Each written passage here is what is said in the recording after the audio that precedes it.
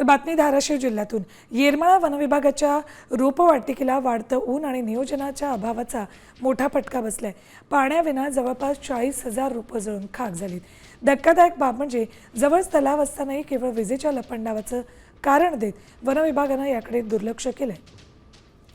दरम्यान या संदर्भात वनविभागाच्या रोपवाटिकेमधून आढावा घेतला आमचे प्रतिनिधी बालाजी सुरवसे यांनी।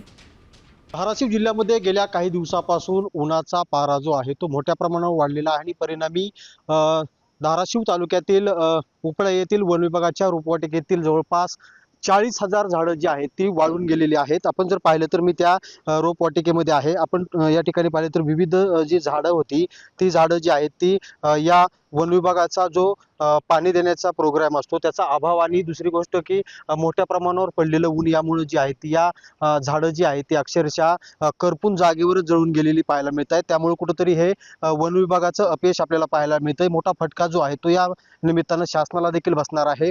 तर दुसऱ्या बाजूला आता या वन विभागाच्या वतीनं जे आहे या ठिकाणी पाणी सुरू करण्यात आलेले आणि झाडं पुन्हा जगवण्यासाठी धडपड केलेली पाहायला मिळते।